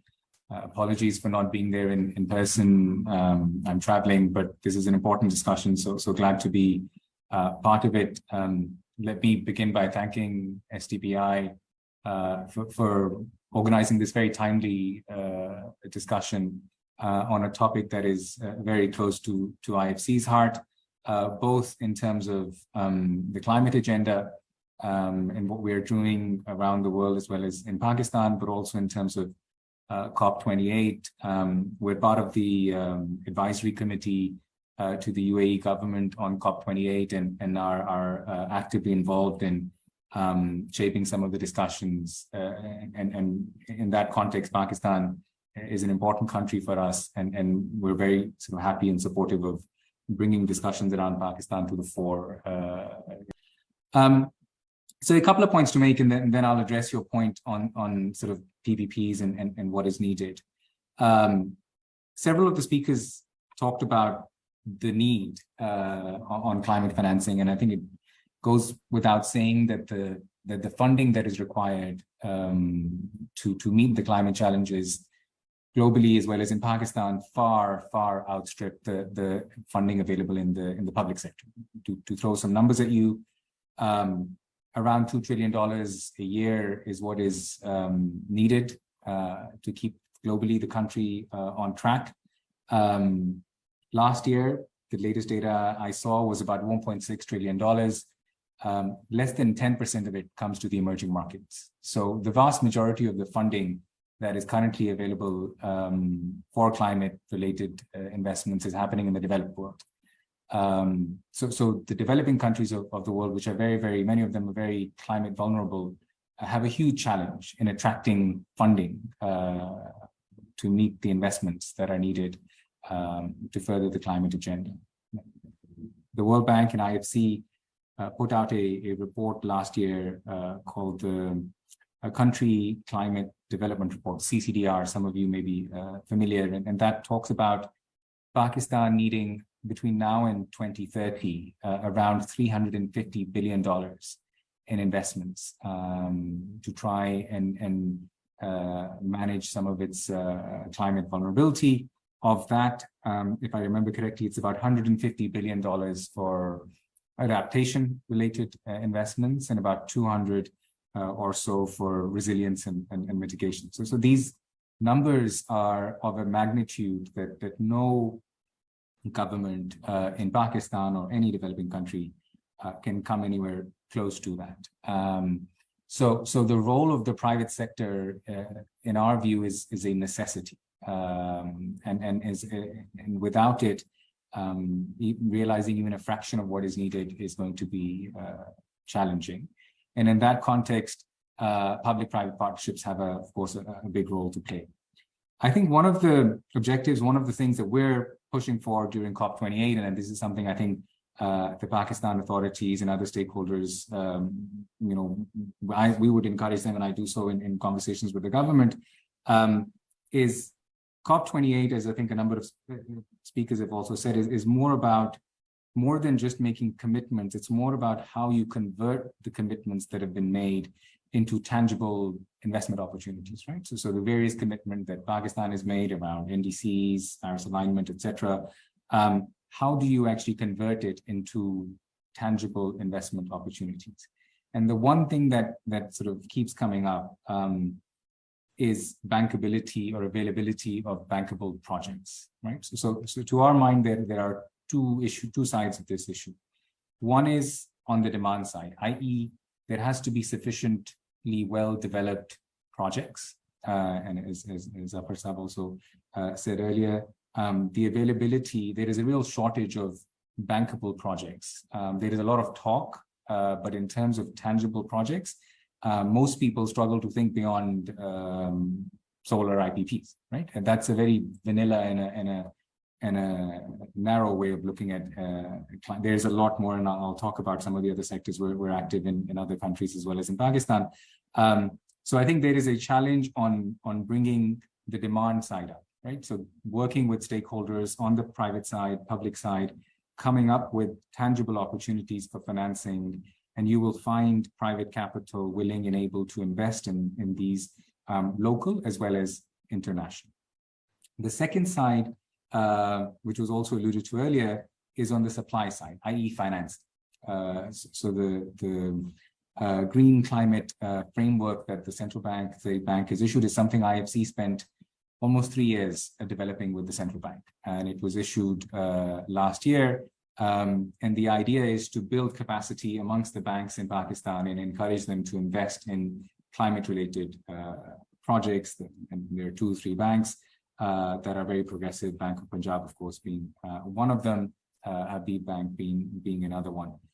So we're engaged very actively to try and get banks into this space and try and introduce products that are also around, whether it be green loan, whether it be a blue loan.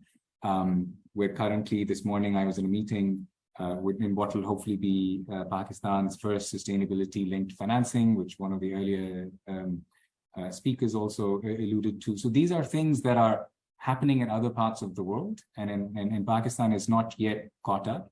But I do think that there is a growing awareness in all of us, and in conversations like these are important to bring these to the fore. So both on the demand side, in terms of bankable projects, as well as on the supply side, there is a need to push the agenda forward.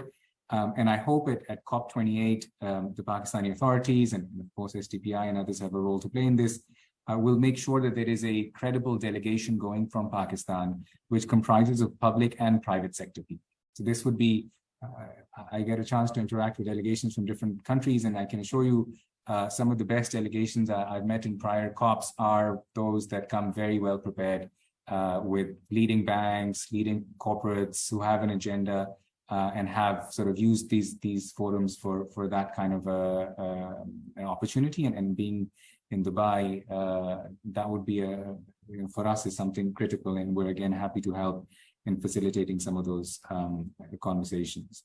Now, to talk about PPPs and climate, it's a very, very broad spectrum. The most vanilla form of it is solar IPPs and wind IPPs, and yes, there is a need of doing that, much more of that. When we look at this space, we look at water, we look at energy efficiency, we look at waste, we look at sustainable transportation, we look at afforestation projects that are generating carbon credits, we look at transmission and distribution, we look at smart metering. There's a whole array of things. Green buildings, green housing is another area. So the spectrum of what you can do under the ambit of PPPs in Pakistan is very, very broad. And then there is a need again to create awareness around these things and to demonstrate for Pakistan to demonstrate that there are opportunities in Pakistan across the entire spectrum. On the public policy side, there is a need for some regulatory changes to make investments in these sectors more viable. But a lot of it is just about having the opportunity and having everybody knows that cities like Karachi and Lahore and Islamabad need solid waste management plants, need wastewater treatment plants, and everybody's talking about it, but there isn't a project out there that it can really sort of try and crystallize this. We're working on a water project in Karachi, and it's been going on for 2 years, and I can tell you it's one of the hardest engagements we have in Pakistan, right? So these are challenging areas which require sustained effort, and again, stakeholders that are there today and others are all needed to bring this to the fore. Maybe final couple of points vis-a-vis messaging around COP28. This is something I speak about quite often. Again, when I compare Pakistan to other countries that we interact with, there is a need to elevate, and I think there is also an opportunity post the floods last year to elevate Pakistan as a country where there is genuine opportunity to invest in climate-related finance across the board at scale. And I think that message has to be coherent. There have to be projects that are presented that foreign investors, whether they be for GCC or others, can support. So that would be my one suggestion, that there is some planning going into COP28, and again, SDPI and others like you can play an important role. The other one is around using this opportunity to tap greater blended finance for Pakistan. So some of these sectors that we get into, water is one of them, requires blended funding to make these viable, as of today at least, given other sectoral issues. There is significant availability of blended money in the world. Not enough of it is coming to Pakistan. I heard one of the earlier speakers speak about Green Climate Fund and others. That's great, right? But it is a minutiae of what these institutions are doing globally. Some of you will know GCF in its first round invested $20 billion globally. And a large chunk of that was for private sector. In Pakistan, GCF is yet to make any investment that supports private sector. So again, to try and facilitate investment in the private sector, all of us need to tap into agencies or donors like GCF and others, Europeans, who have money available for such projects, who want to support private sector projects to really leverage the impact of that donor money. And that's something that again, I think Pakistan can and should improve its narrative on. And again, showing tangible opportunities where private sector is willing and able to come in. My meeting before this one was on a $4 billion water project in Jordan, where a private investor is coming in and $2 billion is coming from donors.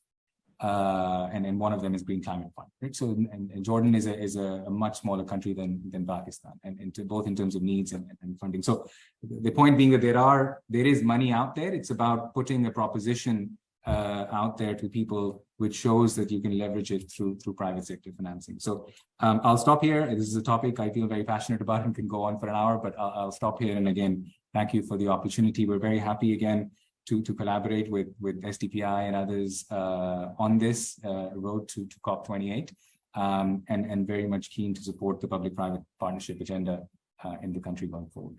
Thank you.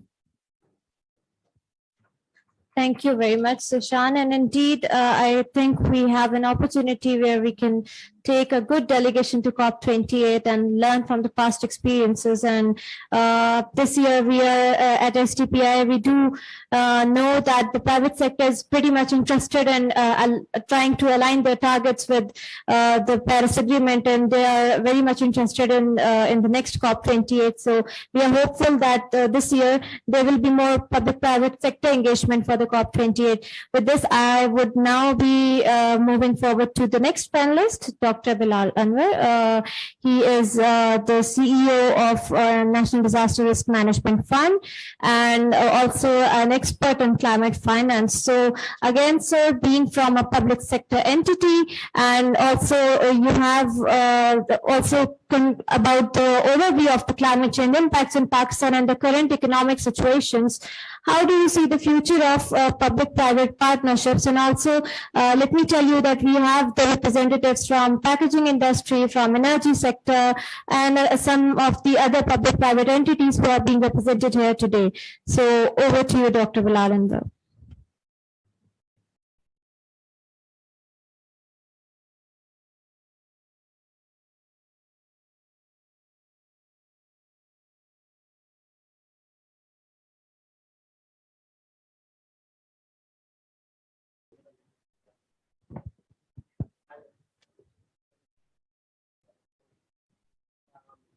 I think a very short and sweet answer to your question is that there is absolutely no future for Pakistan in terms of climate action or even energy transition, or what Zafar Sahab was mentioning, a number of sectors, or even Zishan mentioning a number of sectors in waters, sustainable transport, or anything else without the partnership of private sector into it, because we have seen that the kind of financial and fiscal constraints the government is having right now. So I think in this kind of scenario, in this kind of context, it is extremely unrealistic to think that any meaningful action can be originated and initiated in Pakistan. So the private sector have to come in, the private sector have to kind of take the baton and take the control, because there are a number of investment opportunities for the private sector. And we're talking a lot about the bankability of the projects. Well, to be honest and to be very fair, I think this is not extremely difficult to have investment viable opportunities in Pakistan, because we know that for sure. One thing is the opportunities are abundant, and secondly, I think when we're talking, especially when we're talking in the context of international investors, the marginal abatement cost in Pakistan for almost every sector is much lower as compared to other countries, even countries in the region as well. So, I mean, in this particular context, I think the question is, if this is the scenario, if this is the situation, Pakistan is widely recognized being climatically vulnerable. What we have seen in the last year by the floods, if the opportunities are there, then what is the reason that why we're not being able to attract the investments? And once again, other kind of a very escaping answer to this is that we do not have the national capacity, and we are not being able to put together the right kind of projects, which to a very large extent is true, by the way. But I think the bigger picture is, or the more concerning picture is that we haven't done much of the effort and the work in terms of building our capacity either. And some of the very kind of a rudimentary work which attracts the investments, which basically make a country investment ready country, I think even that is very much missing as well. So I think that kind of a framework, policy framework and procedural kind of a framework, once that is established, I think a lot can be achieved. What is out there, and the abundance of the opportunities which are in existence in Pakistan. I think in the specific context of COP28, once again, I would just like to mention that if I say that, being the person who have actually professionally grew up in the COP process, and I would say that the COP28 is not only important, but this is a kind of an inflection point of all the COPs. What do I mean by that? I think the one thing is the agenda and the kind of the critical issues which are set out and placed in the agenda for COP28, global stock taking being one. Article 6, full-scale operationalization is another one. And to be honest, taking a very realistic kind of approach and realistic assessment of where do we stand, and how the ambition level and the actions needed to be scaled up. I think that need to be addressed as well. I think the stock taking process, whatever turn and shape is going to take. But I think one thing is clear: the global community is going to recognize that 1.5 is almost out of the reach already. This is what we are hearing from the science, and some very, very credible science as well. And when we layer it up, when we look into the context of the financing, and I mean, some of the numbers out there, it depends on, how you want to crunch the numbers and how you want to come up with your analysis. I think regardless whether it is for in the case of Pakistan 350 billions, or in the global context, it basically goes to more than 3 trillions. I think the question is, the valid point basically remains is, this is a kind of a dauntingly very high number. And the number is not, I mean, we're not going to achieve that number, and this is not going to be happening. So some innovative solutions, and whether it is in the case of financial blending, financial leveraging, there are a lot of instruments which are out there. And we also know that there's a lot of liquidity there as well in the international financial system, but that is not being effectively realized as well. So something has to be done. And in that context, actually, the COP28 becomes quite an important step in that journey as well. Now, the second thing is, even in today's discussion, and I think several times it came into the discussion that the operationalization of loss and damage fund. Especially, I think Pakistan have attached a very special romance with that because of our efforts and the commitment and the achievements we made in the last COP. It will be absolutely necessary to kind of a very clear and realistic operationalization of the loss and damage fund. But I think another important point is, which I'm not too sure whether that is in the agenda of the COP or not, is just to look at the complexity of the climate finance infrastructure, and to realize and to acknowledge that how kaput, how fragmented that is, and adding another fund it's not going to make anything different, but it's going to make things even more complicated. And I think the similar kind of celebration we have seen in 2009 and 2010 when the GCF was established, and then 2013 when the GCF actually became operational. I think we are here when the GCF have been able to only mobilize and disperse a fraction of amount what it was mandated for. And similarly, I think this very similar kind of a logic and the very similar kind of realization is across the board for any kind of international climate funds. So I think this has to be somehow, it has to be separated, has to be disconnected from the global climate finance infrastructure. Good or bad, it has its own kind of challenges. And some innovative way of kind of operationalization needed to be done. We know that decentralized approaches have their own merits. We haven't really tested them out in the case of climate finance. To some limited scale, we have seen some experimentation in the carbon markets context, and but again very, very limited. So I think this. I really hope, and this is one of my expectation, and I will be really pushing and motivating the Pakistan authorities that are taking the lead at this COP, just to kind of shed light and spotlight to the global community that the international climate finance system has become totally fragmented. Adding another fund is not going to be a solution at all, and then come up with some kind of a solution that, okay, how it is to be done and what is needed to be done there as well. So I think this is these are few of the points here in Pakistan. Good to know that the banking industry is now coming into action finally, but we don't really see that. Commitment is there, the realization is there, but we don't really see many of the green products which are coming out of the banking and the financial industry as well. We work and the IMF work very closely with the insurance industry, and we actually see quite a peculiar picture for the insurance industry as well, and which is actually is a quite a dilemma in the specific context of Pakistan. We know that everywhere in the world, with the GDP growth, the insurance penetration actually improves. The Pakistan being the exclusively only country where the GDP growth in insurance penetration have actually diminished. So So this is a very good PhD topic for the students who are here, and I'm sure you are going to be, once you complete your PhD, you'll be recruited. If not anyone else by NDRMF, I can assure you that. And but I think this is one of the challenge here in the market.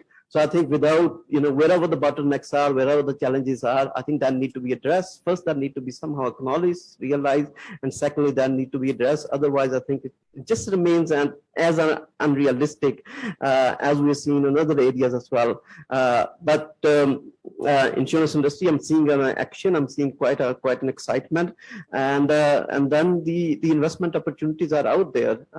Those need to be grabbed. We are here and DRMF to help out, and we are also looking at trying to establish our linkages and collaborations and partnerships with a number of stakeholders, but the insurance and the banking industry is quite top on our priority list as well. Up here, thank you very much.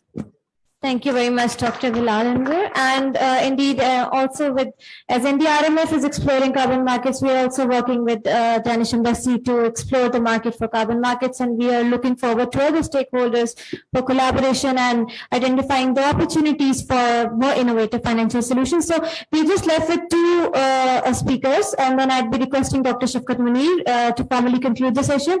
So I'd now request Abu Bakr Ismail, who's representing Amreli Steels. So you've heard the entire discussion. How do you see and present the stance from the steel industry and also the overall private sector in regarding the mobilizing climate finance and the public-private partnerships? Over to you, Abu Bakr.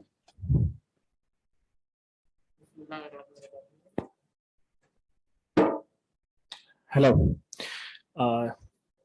Thank you very much, all the delegates and SDPI for arranging this event. So I will tell some figures with respect to steel industry.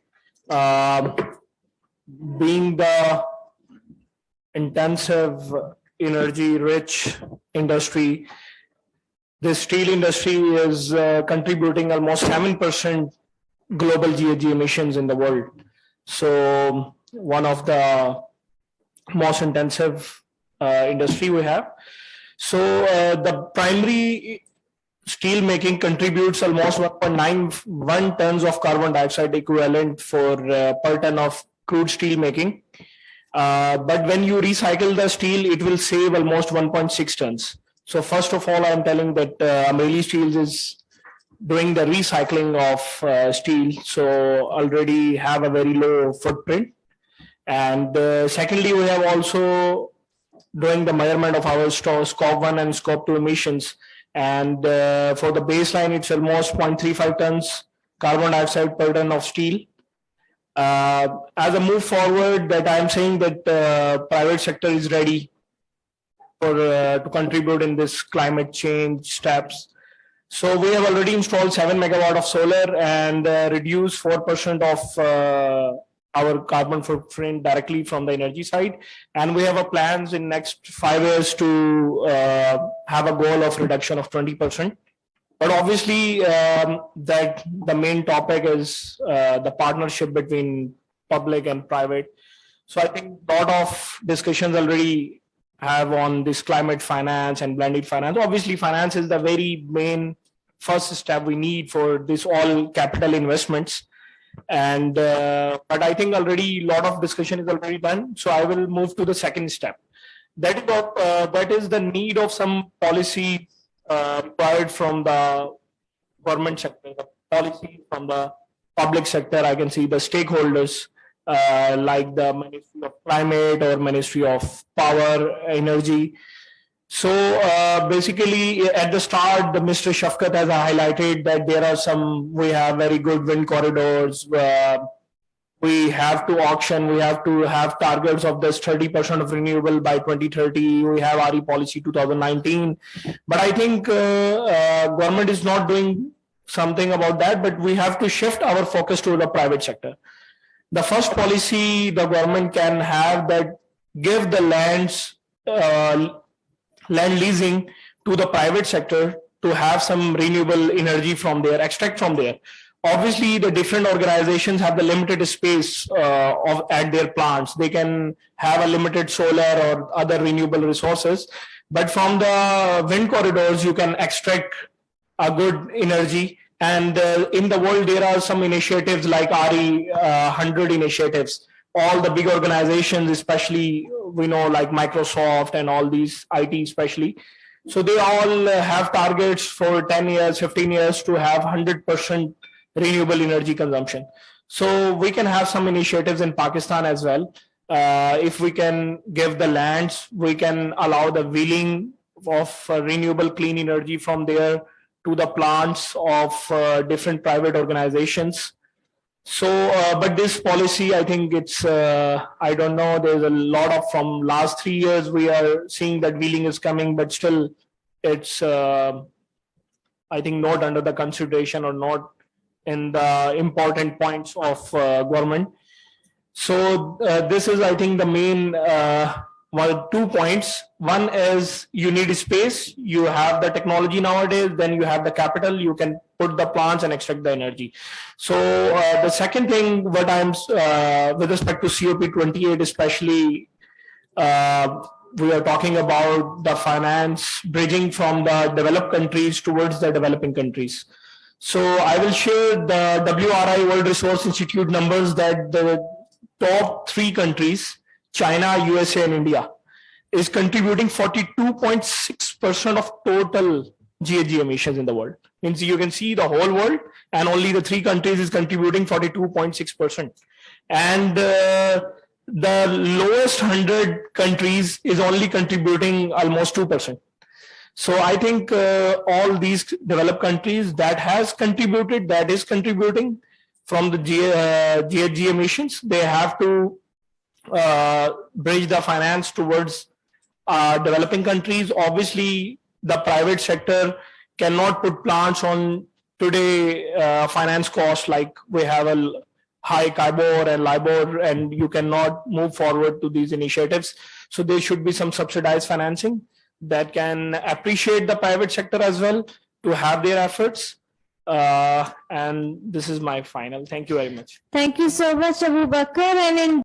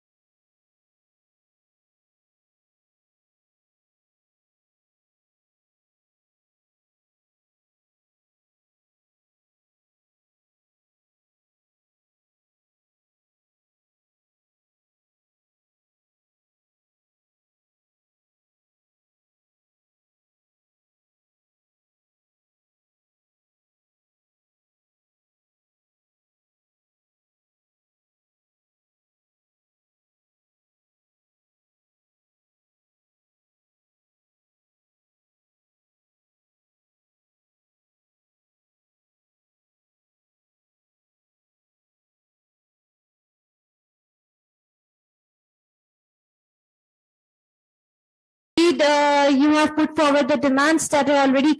What our research and our feedback from the members that are part of the Pakistan Business Council, we find that there are a couple of things that would act as enablers for, attracting finance and supporting climate action. So, the starting point would be that I think most of the private sector would agree that there's an important business case to address climate action because it is impacting their logistics, it's affecting their supply chains, it's impacting, their businesses. So I think the business case exists. So there's no need to convince the private sector, as there was a few years ago, that climate change is coming or not coming. So at least that, from this way onwards, we're very much ahead. But one thing that, the private sector, I feel, is hesitant on is, moving forward, because, and in terms of the regulatory environment, there's sometimes conflicting policies, and, we see that in terms of renewable energy. Sometimes there's, some subsidies for solar panels, and then the subsidy is removed. So anything that, that would attract private sector investment would require a long-term sort of strategy. So as these are capital investments, they're not small investments, and, an entire business case has to be made to make it part of their business model. So that's something that would be a recommendation from the private sector side. Another thing that I feel that would be important to look at from the private sector perspective is there's a lack of clarity on, obviously on climate-related products, climate-related financing, climate-related funds. How can companies access funds globally to enable their investments, So, and then, what is a regulatory environment related to it? A case in example would be carbon credits. I was involved, or I tried to support companies around 15 years ago related to clean development mechanism. And from then, until now, there's still a lack of clarity on what needs to be done. How do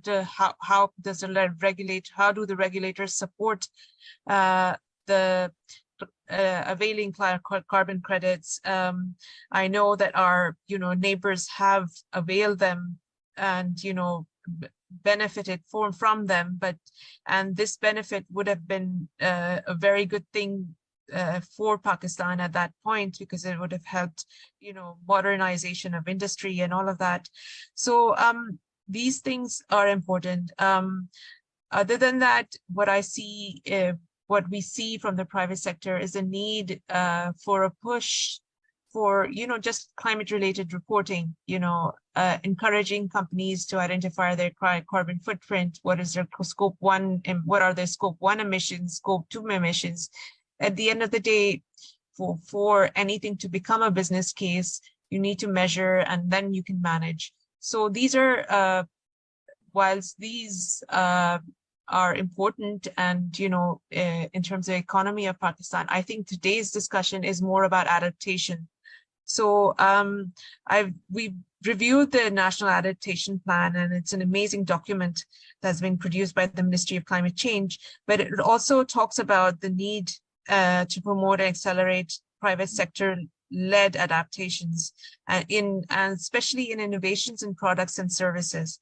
So the concept of innovation, how can we encourage innovation in the private sector? How can we ensure that the research and development departments are given due attention in the private sector is very important.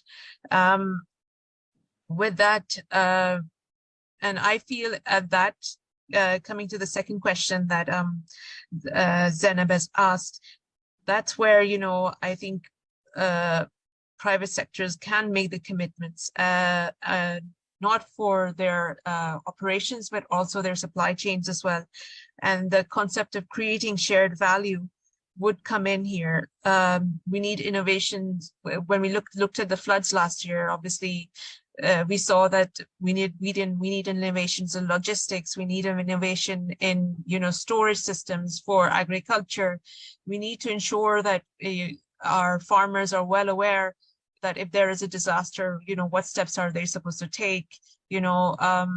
So and then, for all of that, there's a need for capacity building at all levels.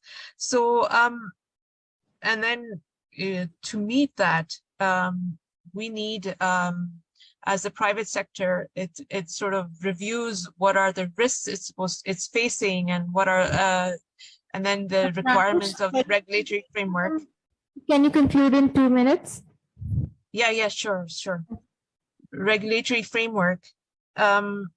There is a need to focus on identifying, what are the risks at, not only at the Pakistan level, but also at the district level. So going up from Pakistan to the province and then down to this district level as well. So what kind of risks do people face over there? And then obviously businesses face as well.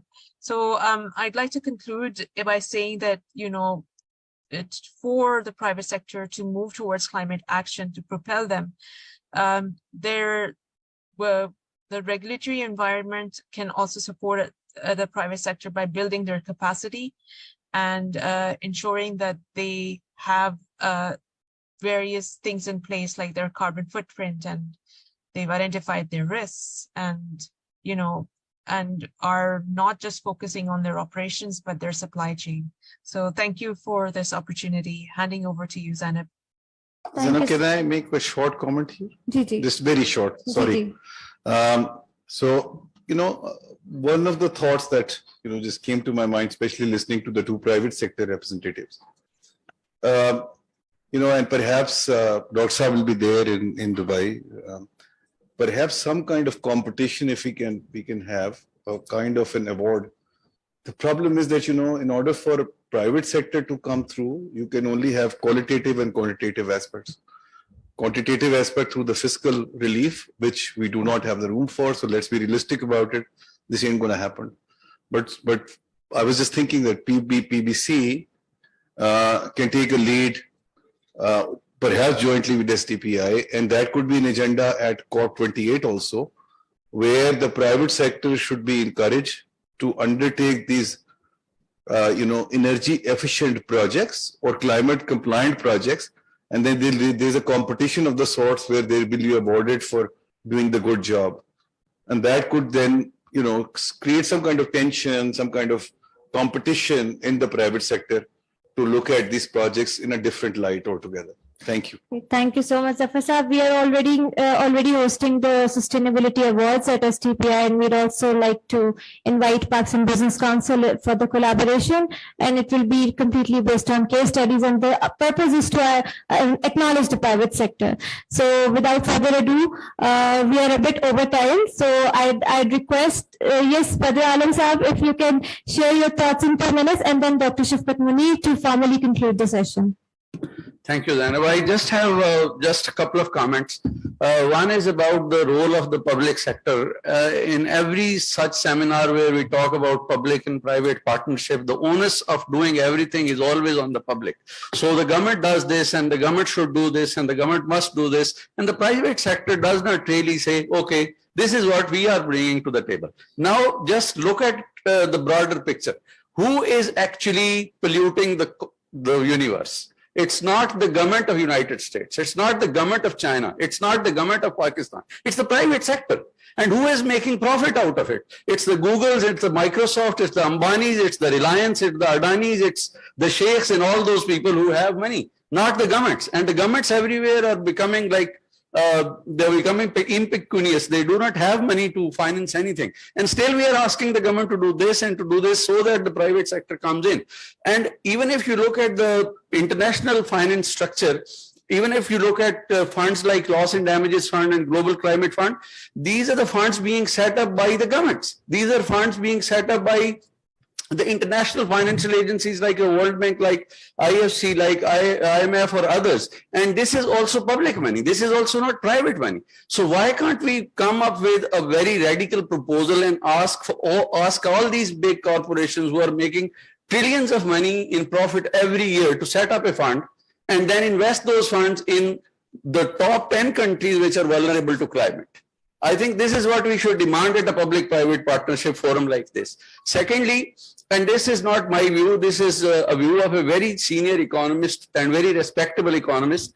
His name is Yanis Varoufakis. He has been briefly the finance minister of Greece, and he says this. He says there is unspent profit running in hundreds of trillions of dollars being made by big corporate companies. And this is a profit that we actually read about in newspapers. We read that Google's owner has become richer by $100 billion compared to the previous year. And we hear that some company in China has earned $150 billion in profits in one year. And we hear that a billionaire in India has become a trillionaire. So where is this money going? They're not investing it. These are their private profits, and they're making it out of exploitation of natural resources, out of exploitation of the air and the pollution that we have, out of the exploitation of the water resources that we have. Why can't we ask these people to spare at least 10% of their profits every year to set up a fund that can be then invested in a country like Pakistan, where private sector will not invest because it is risk averse, because Pakistan is not suitable for investment, because Pakistan does not have a conducive environment for investment, because Pakistan has a law and order problem. But you have ruined this country's climate. Please accept that, and please spare a bit of your profits to set up it like an international private fund, so that it can genuinely become a public-private partnership. Otherwise, in seminars like this, we will always be asking the public or the government to do this and do that, and the private sector will always seek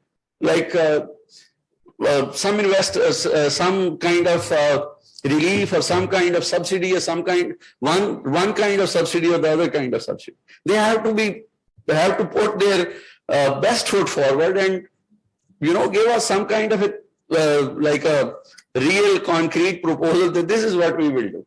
Otherwise, we will be running in circles and keep asking for incentives from the government, which it cannot afford. Sorry. Thank you so much, Badr Alam Sahab. And we do appreciate the comments that you've made, but we also do acknowledge the fact that private sector also needs a direction, that what are the right sort of projects in which they can invest, right? So the private sector need the guidance, and I believe because we are working on leaving no one behind agenda, we can definitely develop that sort of guidance and align their targets with the government's targets, and also to develop a position for COP28, because we cannot leave them behind. Yes, they have been astrayed a bit, but we have the opportunity to align them with the targets that can match the COP28. So thank you so much. Also, we are acknowledging the efforts of private sector this year at the expo that we are having from 19th to 20th November in Islamabad, and I'd like to invite all of the stakeholders that we have here to join us and to represent your initiatives there, that we would like to acknowledge you and bring the best case studies, take the case studies forward to COP28. SDPI will be taking the lead for the expo, and we have invited different partners for collaboration, and we'll be doing this at a very large level to represent the initiatives of private sector and also the public sector. With this, I now request Dr. Shafqat Munir to formally conclude the session. Over to you, sir. Thank you, Zainab. I would start by thanking all the participants and especially the distinguished guests, Excellency Hamad Obad Al-Azai, Ambassador of UAE, Excellency Jacob Langdon, Ambassador of Denmark, and the panelist and Syed Mustafa Hassan, Senior Joint Secretary. For presentation, Mr. Mustafa from PREC. I'm thankful to Zishan Sheikh Saab, Zafar Masood Saab, Aisha Khan Saiba, Dr. Bilal Anwar Saab, Abu Bakr Ismail Saab, representing from the steel sector and overall private sector, and Nazish also presented there. Thank you, everyone. And I would like to thank the team SDPI, which have really set up this show for a right time. Because, I heard everyone saying that this is the right time to speak on these issues. And I will not take much time. I will just pick a few points. Cannot really summarize the big brains around the table, but in my humble capacity, I'll pick a couple of points. For example, we started from just energy transition. So the agenda of just energy transition start from just transition. So are we really talking about just transition first, then come the energy or any other sector for any just? So that's an area where our team has worked a lot, and the network is also there. A lot of work is going on the energy side. And if I see a lot of work, mostly work is done now energy focused, just energy transition is a main agenda. But the one more point here should be the water, which is 80% of climate change is relating to water, which is most of the debates which is missing. So I just want to figure out what is missing. What is there, you already heard it. So that's one point which is missing. Another point which is about the fossil fuels. We had a sideline discussion, Aisha talked about it, that annual profits of the oil companies are huge. They are gaining a lot of profits out of it. So the beneficiary is not those who are actually bearing the brunt of the fossil fuels. So somehow we have to have a serious discussion among all of us first, and then to other whom really we want to reach out, that this kind of things would not really be sustainable. If fossil fuels are there, if they are not eradicated from our system, then certainly it is not going to be any kind of a just thing in our society. For that, there is a global campaign on fossil fuel eradication. And if some of you were here, I think a month ago, we had a similar session where we had a declaration signed, and SDPI issued that declaration with the parliamentarian that at least there should be a debate on fossil fuel oil agenda to be out from the global scene. So that actually we can take it in our discussion. Then the issue of big money, which I highlighted a big box on my notes, but Badar has covered it widely, so I'll not touch upon, but I will still say the buzzword big money. So who owns the big money? So we should be after them, either as Zainab you mentioned, correlating with them or coordinating with them. So the big money should come into public, for the public interest. Ultimately, natural resources are being exploited. Natural resources are not somebody's property. If, for example, one company digs out water from here and sells it in Afghanistan and the Central Asian market, and for that matter, Pakistan is among the big countries, those who produce milk or milk products. So if they are sold in other markets, but resources from here are used. So that kind of thing should also be part of that big money, which are responsible for that. Another debate was on the banking projects. That's a debate not only here across the world. During last 4-5 days, I am in a 5th session where this kind of debate is there. Banking project, bankable projects.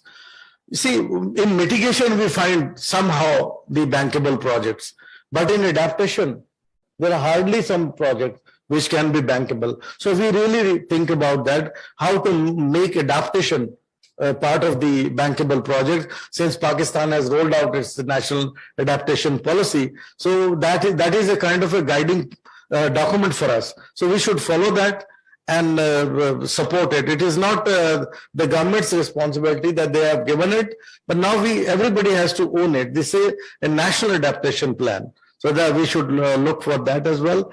On loss and damage, yes, there should not be big hope, I guess. Whatever I have collected, and we are from SDPI, we are releasing a series of 4 position papers before COP on these issues: loss and damage, climate finance, how to access for a resilient Pakistan, institutional capacity of Pakistan. That was also a topic around the table.